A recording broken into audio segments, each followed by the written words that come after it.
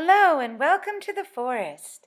Many animals call this forest their home, and they depend on all different types of food and cover and hiding places and other parts of their habitat.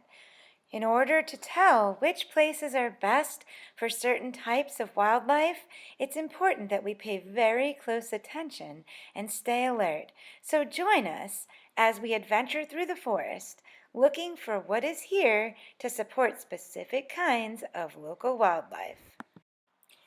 In this wetland with flowing water, listen for bird calls and look for great perching places.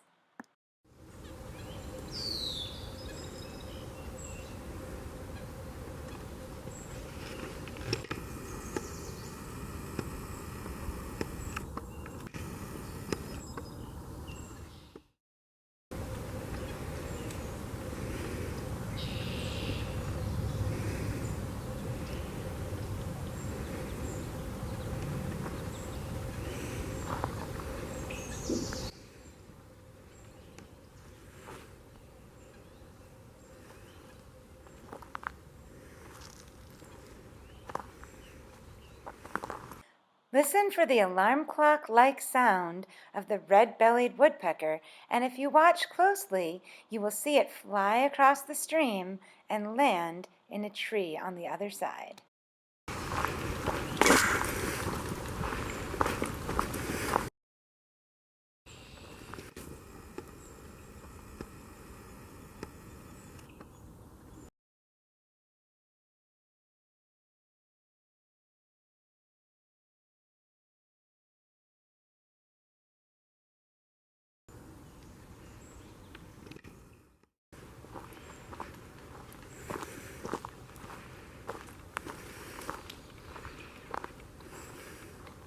The slowly flowing water, red maple trees, and cattails and other plants that grow out of the water make this area perfect for beavers, turtles, herons, woodpeckers, and red-winged blackbirds, among lots of other wildlife. American robins like open areas where there's sun and plenty of worms and caterpillars for them to hunt. This robin is finding that the trail is actually a pretty good open space for it to hunt. As we get closer, look for some places among the roots of the trees for animals who live underground to hide.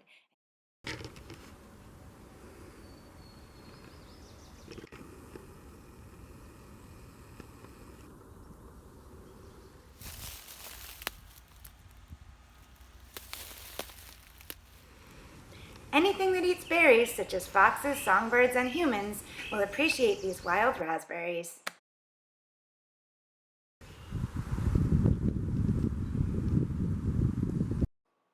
As we head deeper into the forest, look for big, old, shady trees with branches low down. These tell us that the forest is perfect for barred owls and pileated woodpeckers that need these kinds of trees. Deer will also spend the night and make their own beds under very shady old trees with low down branches.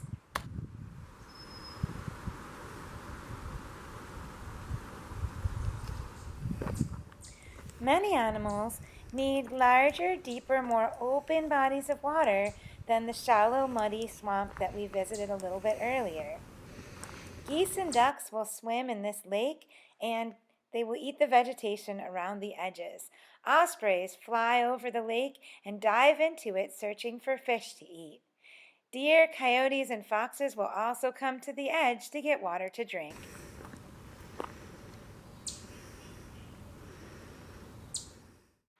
Let's talk about tree cavities and hollows. Tree cavities are holes in trees, usually off the ground. They're very important for many animals that live in the forest. Chickadees, screech owls, and raccoons for bigger cavities depend on these holes for their hideouts and nests.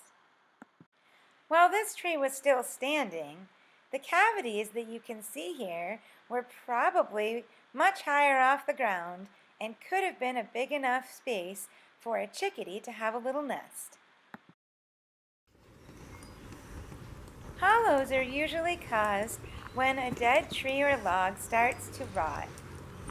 They are great places for animals like raccoons to hide out, and they're also great places for small animals like squirrels and chipmunks to hide while they're eating their snacks. If you look in a hollow, you can often find clues to who's been hanging out in there. If you find chewed up acorns, hickory nuts, or other nuts, you can be sure the squirrel, chipmunk, or mouse has probably been using that hollow. Who do you think this hollow log is perfect for? Here's a fun mystery. Can you figure out what's going on?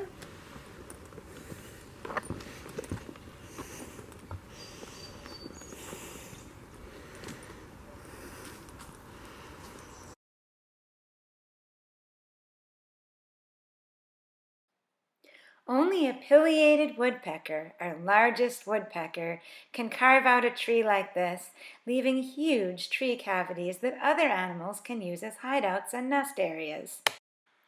These wonderful tree cavities are roomy enough to be used for a nest for a screech owl or maybe even a flying squirrel.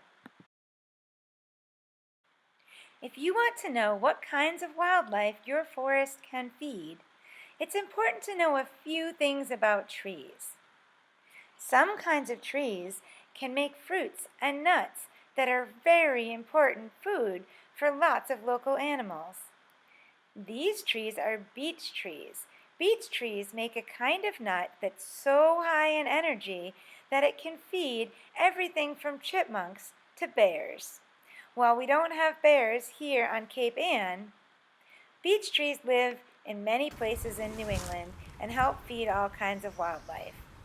Here on Cape Ann, you can be sure that if you see beech trees, the chipmunks, squirrels, and many kinds of birds are well fed.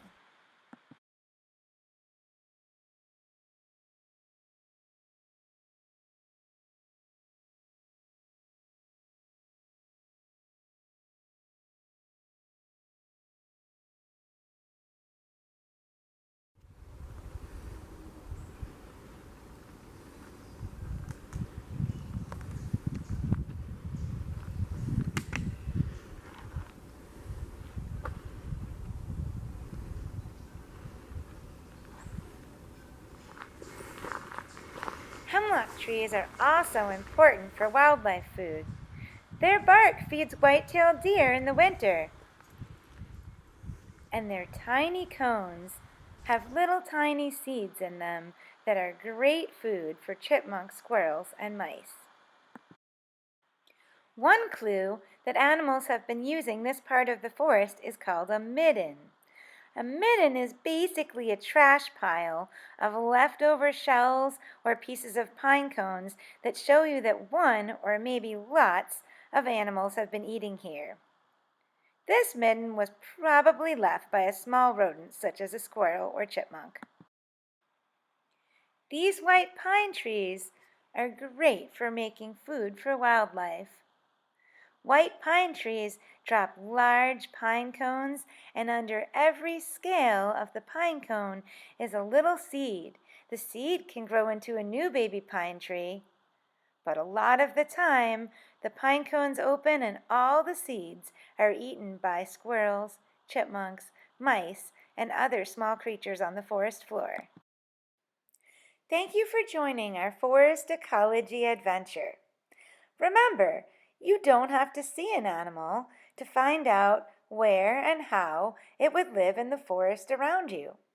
All you have to do is learn a little more about what that animal needs, then go outside and pay attention.